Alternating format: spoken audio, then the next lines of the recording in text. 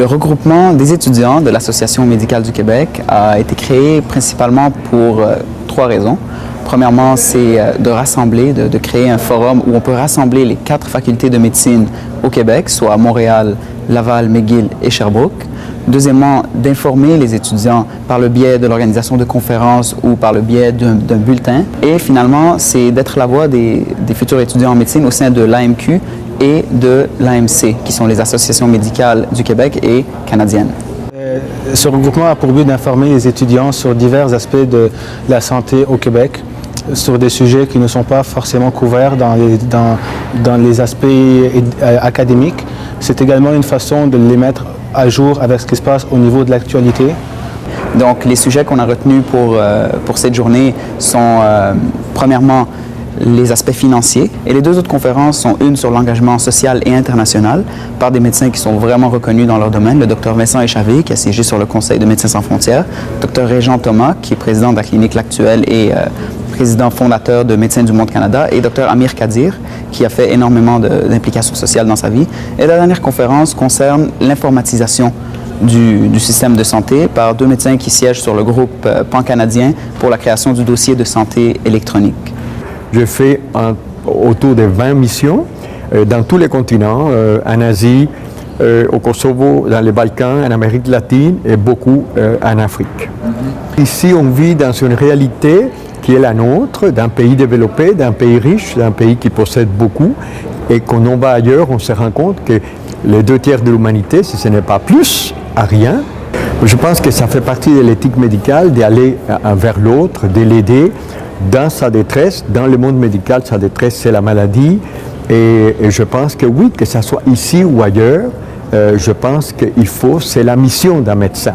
Nous, on demande au moins une certaine expertise, avoir voyagé dans les pays en voie de développement, être sensible à la problématique de ces pays, avoir peut-être une formation complémentaire, au moins 2 ans de pratique médicale et si possible, une certaine expertise, des connaissances en santé publique et surtout en médecine tropicale.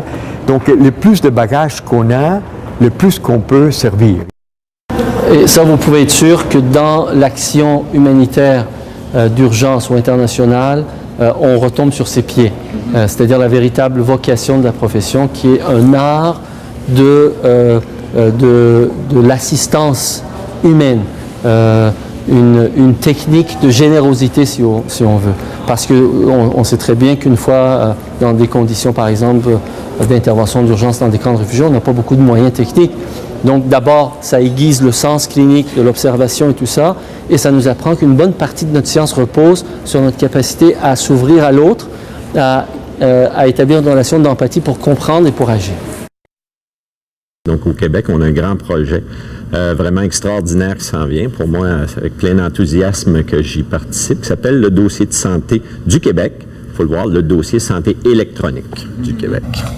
Avant, ou même aujourd'hui encore, on cherche beaucoup d'informations. Il y a beaucoup de choses qui sont disponibles sur des patients par papier, électronique. Et les médecins, les cliniciens, les infirmiers, les pharmaciens perdent beaucoup de temps à chercher ces informations. Et c'est pas présenté d'une façon coordonnée.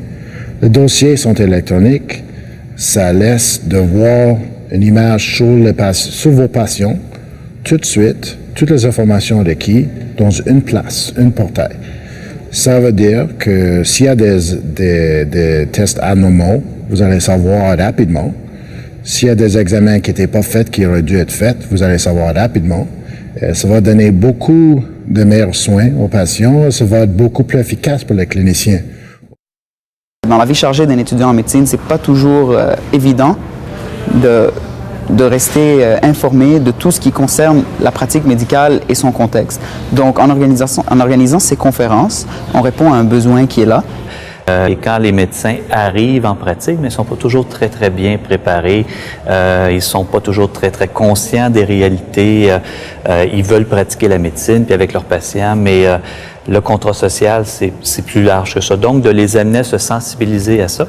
Et on est très, très heureux de voir que les étudiants, la génération des étudiants actuellement, en tout cas, veulent se prendre en charge Et comme un des conférenciers disait ce matin, c'est toujours mieux de s'organiser que de se faire organiser. Donc, pour bien s'organiser, c'est important de faire les bonnes lectures et puis d'avoir les bonnes informations avec lesquelles, après ça, on peut processer, transiger, puis faire en sorte qu'on va se projeter dans l'avenir, proposer des modes d'organisation de services qui vont surtout d'abord et avant tout garantir une qualité des soins, puis aussi une sécurité des soins, là, compte tenu de la complexité grandissante qu'on vit dans notre réseau de la santé.